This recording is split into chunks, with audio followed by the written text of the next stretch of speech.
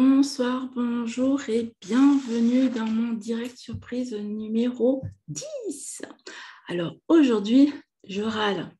Oui, je râle. Je passe aussi par cette case de râler.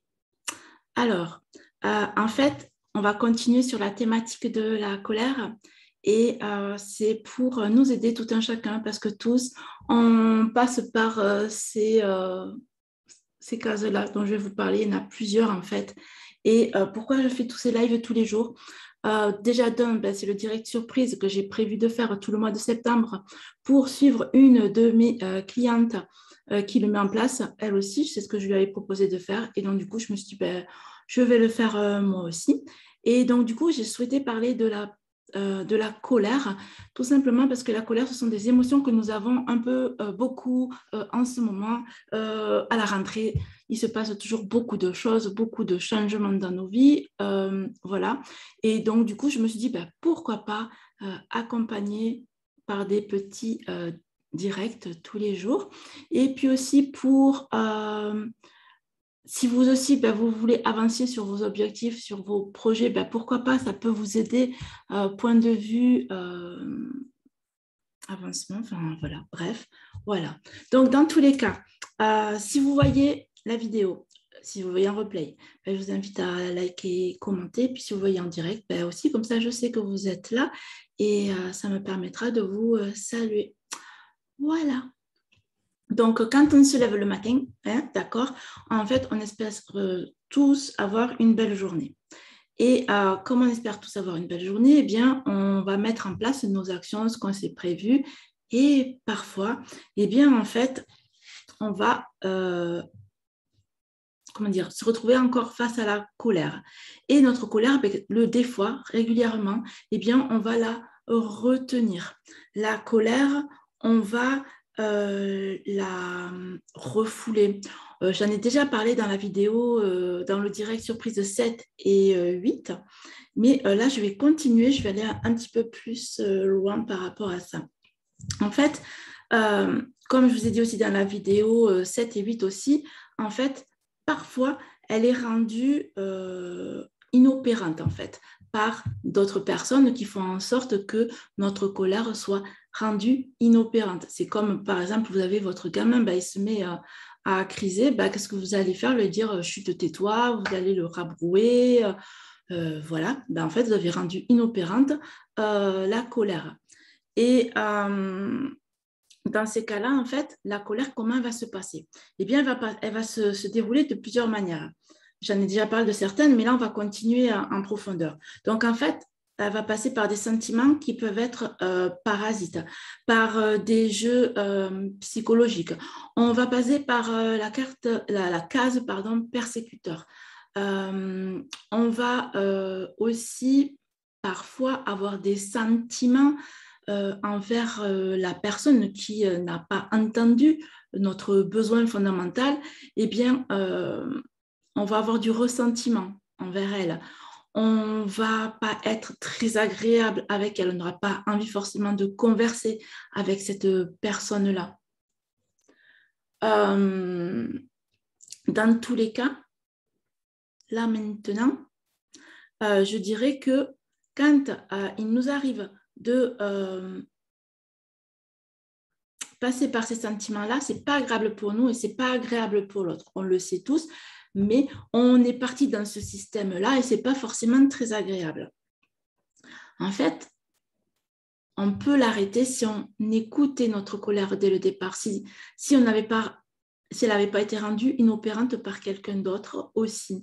C'est important quand quelqu'un se retrouve en colère face à vous à comprendre son besoin fondamental directement, essayer de le comprendre pour pouvoir justement atténuer sa colère pour qu'il exprime son besoin en fait et que les relations soient meilleures. C'est quelque chose qui n'est pas aisé, qui n'est pas facile à faire, certes.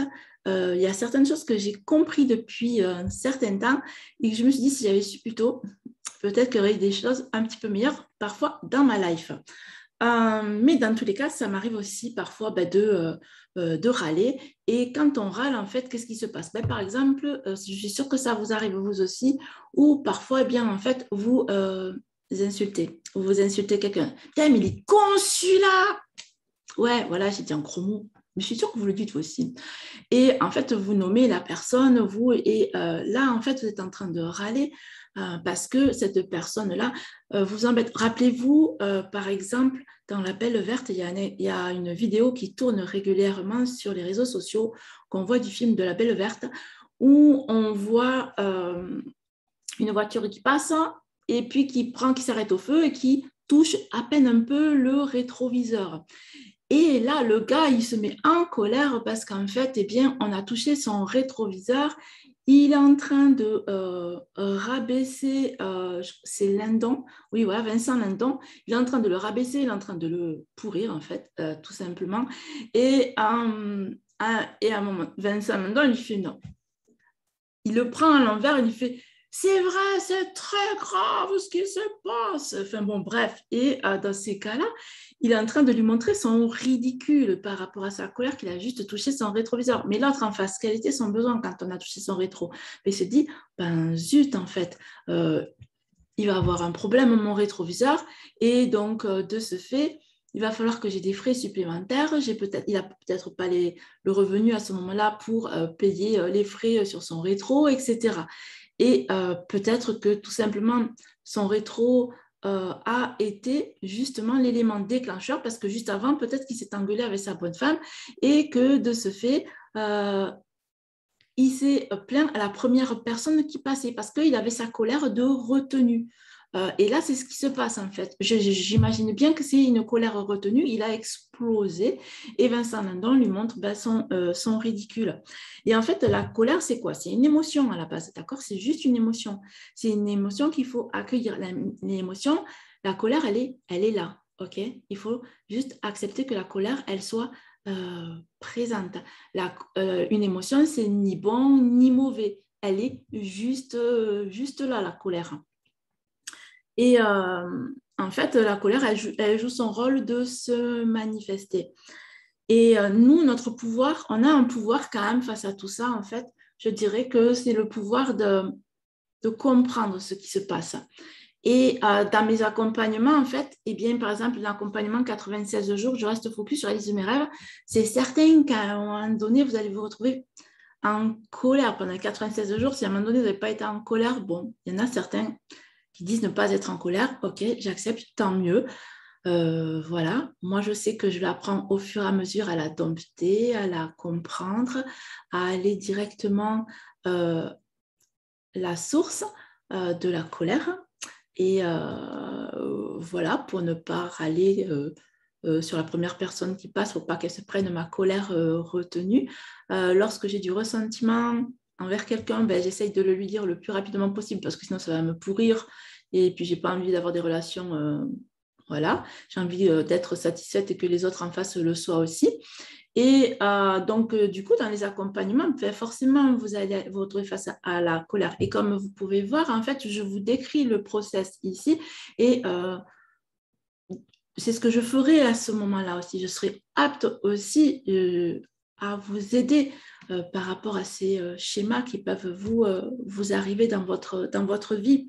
Et en fait, quand la colère elle est là, il faut comprendre pourquoi elle est là. Comment on peut répondre à notre besoin.